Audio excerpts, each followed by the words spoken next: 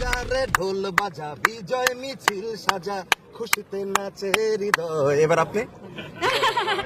গান বাংলা টেলিভিশনের চেয়ারম্যান কৌশিক হোসেন তাপস জামিন পেয়ে মুক্ত হয়েছেন। বুধবার সন্ধ্যায় কেরানীগঞ্জের ঢাকা কেন্দ্রীয় কারাগার থেকে মুক্ত হন তিনি। বৈষম্য বিরোধী আন্দোলনে এক ব্যবসায়ীকে গুলি করে হত্যা চেষ্টার মামলায় গত বছরের ৩ নভেম্বর তাকে গ্রেফতার করা হয়। কারা অধিদপ্তরের সহকারী মহাপরিদর্শক জান্নাত উল ফরহাদ গণমাধ্যমকে বলেন, জামিনের কাগজপত্র হাতে পাওয়ার পর এ ব্যাপারে প্রয়োজনীয় ব্যবস্থা নেওয়া হয়। সন্ধ্যা ৭টার দিকে তিনি কারাগার থেকে বের হয়েছেন।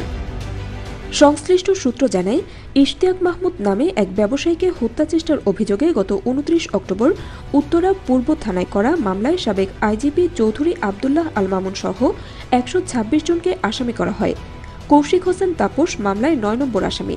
এই মামলায় উত্তরা এলাকা থেকে তাপসকে গ্রেফতারের পর রিমান্ডে নেয় পুলিশ। এছাড়া বলা হয়েছে, গত ১৮ জুলাই বৈষম্যবিরোধী ছাত্র জনতার আন্দোলনে উত্তরার আজমপুর নবাব হাবিবুল্লাহ হাই স্কুলের সামনে কর্মসূচিতে অংশ নেন ভুক্তভোগী। সেখানে আওয়ামী লীগ, যুবলীগ ও ছাত্রলীগের নেতাকর্মী সহ এছাড়ভুক্ত আসামিরা ব্যাপক দাঙ্গা হাঙ্গামা সৃষ্টি, অতর্কিত হামলা, মারধর এবং গুলি করেন। তখন আসামিদের ছোড়া গুলি ইশতিয়াক মাহমুদের পেটে, পিঠে, হাতে ও মাথায় লাগে। এভারকেয়ার হাসপাতালে অস্ত্রোপচারের মাধ্যমে তার পেট থেকে গুলি বের করা হয়।